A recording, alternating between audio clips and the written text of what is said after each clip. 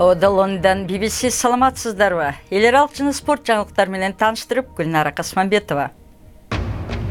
Папа Франсис Мьянманын лидери Аң Сан Су Чи менен жолугуп, бирок мусулман рохинджалардын маселесин көтөргөн жок. Бул Сирия чирин жайгарууну көздөп, тынчтык сүйлөшүүлөрүн кайра баштады. Ал арада Дамасктын жанында өкмөттүк соккулардан улам көп жоготуулар болду.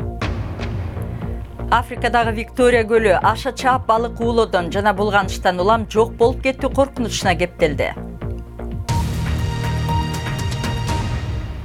Папа Франсис Мьянманын баш каласы Нейпидо шаарында өлкө лидери Аң Сан Су Чи менен жолукту. Папа Франсис Мьянманы ар бир этникалык топту жана анын өздүгүн урматтоого чакырганы менен, куугунтукка алынган этникалык топ рохинджаларды атаган жок. 600 миңден ашын рохинджа мусулмандары Мьянмадагы зомбулуктан коркуп, үйлөрүн таштап, коңшу Бангладешке качып барган. Бирок алардын көбү бул жерде деле алар үмүттөнгөн коопсуздукка жете алган жок.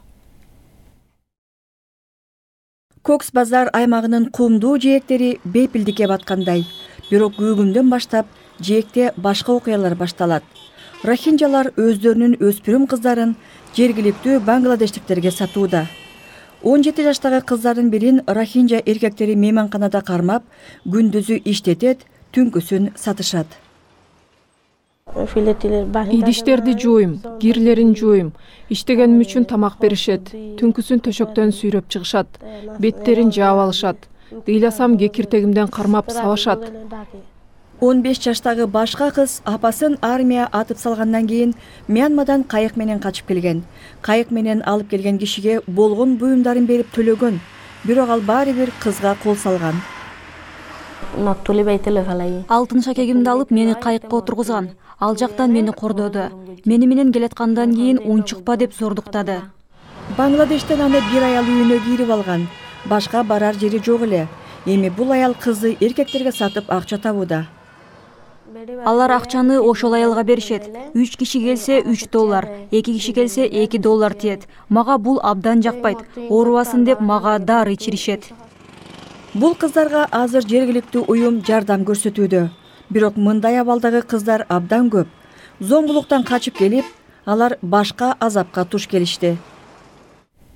Рохинджа кризиси уланууда. Бангладеш өкмөтү суу ташкындарынан жабыркаган, жери туздуу алыс каралда 10 миңдеген рохинджалар үчүн офшордук качкындар лагерин орнотууга каражат бөлүп берди. Бир нече күн мурун Бангладеш менен Мьянма өкмөттөрү рохинджаларды артка кетирүү жөнүндө макулдашышкан.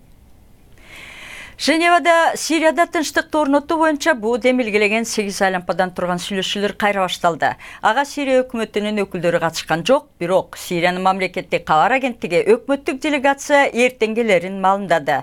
Ал арада Гум жардам агенттиктери Дамаск шаарынын четин өкмөт бомбалап жана аткылап, ондогон жоготуулар болгонун билдирди. Сирияда согуш бүтө элек. Бул Дамасктын чыгышында жайгашкан Гута шаары. Ислам мамлекет аталган топ көзөмөлдөгөн акыркы шаарлардын бири. Өкмөт тарап соңку күндөрү жасаган ири чабуулдарга туш болду. Гуманитардык жардам берген агенттиктер менен байкоо салган уюмдар жекшембиден бери 40тан ашуун киши каза болгонун маалымдады. Россия, Түркия жана Иран бул аймакты нейтралдуу зона кылууну макулдашкан, бирок иш жүзүнө аша элек. Гута шаары 4 жылдан бери чабуулга алынган болушу мүмкүн. Бирок соңку учурда ири аба чабуулдардын алдында калганы анык. Бириккен Улуттар уюмунун Сириядагы атайын элчиси кооптонуусун жашырган жок. Чыгыш Гутада зордук зомбулук күчөп жатканы тууралуу олуттуу тынчтануумду билдирип кетким келет. Жүздөгөндөр жаракат алып бейтапканада, арасында жаш балдар да бар. Сириянын баш каласынын сыртындагы бул курчоодо калган аймакта 350 миңден ашык киши чыга албай калган. Бул жабыркагандардын саны андан да көп экенин билдирет. Ошол эле учурда тамак-аш, дары-дармек тартыш. Өч алуу иретинде көтөрүлүшчүлөр тобу бул жерден өкмөт көзөмөлдөгөн аймакка ракета аткылашты. Бириккен Улуттар уюму 6 жылдан бери уланып келе жаткан согушту токтотуу максатында Женевада тынчтык сүйлөшүүлөрүн жандандырууга аракет кылууда. Сиз көрүп жаткан BBC жаңылыктар менен тааныштырууну улантам.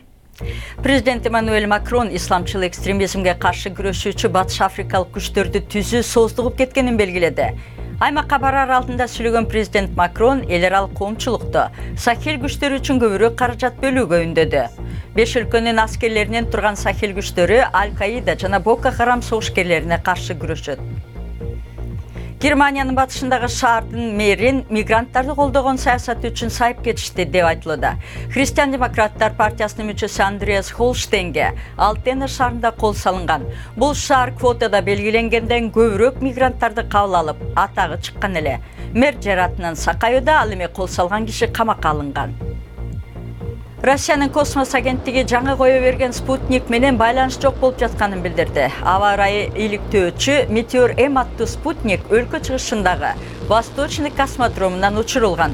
Өткөн жылы ачылган бул космодром экинчи гана жолу колдонулду. Спутник орбитага чыкканы менен артка сигнал бербей жатат. Нил дарыясы агып чыккан Виктория көлү Африкадагы туздуу эмес эң ири көл болуп саналат. Жээгинде 3 өлкө — Кения, Танзания жана Уганда жайгашкан бул көл жоголуп баратат дейт окумуштуулар.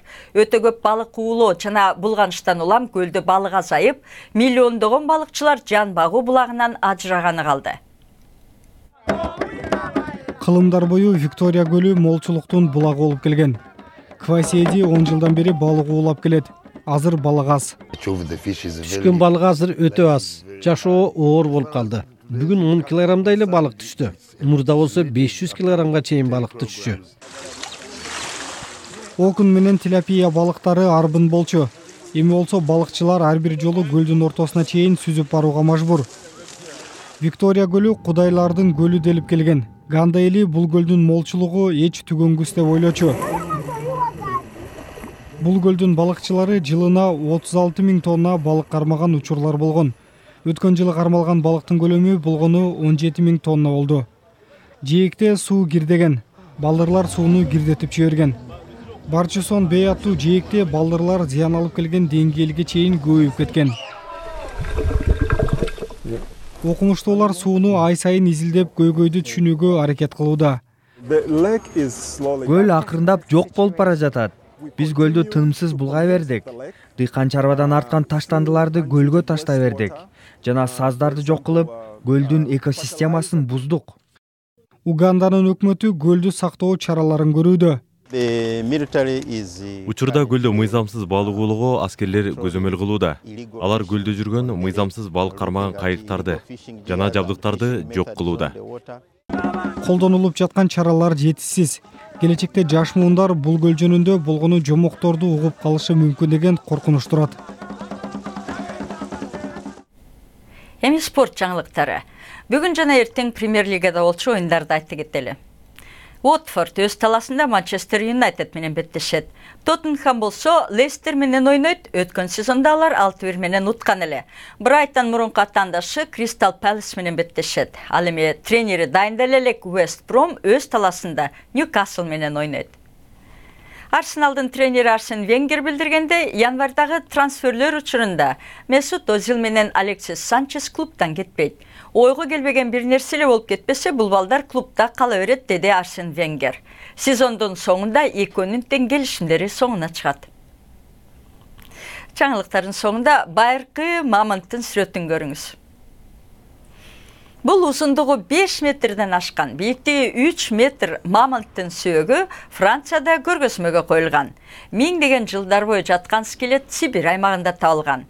Баасы $500 миллион ашат деп болжонууда. Сөөктү декабрь айында аукционго коюшат. Аны музейлер, ар кандай фонддор же жеке адамдар сатып алышы ыктымал. Бұл жана башка жаңылыктар азыр интернет сайтыбыздын башкы бетинде турат. Дарегибиз bbc-kyrgyzcheck.com. Сайтыбыздан жаңылыктарды окуп, радиобузду да уга аласыздар. Сиздер менен мен Гүлнара Касманбетова болдум. Ободо кайрадан жолукканча саламатта болуңуздар.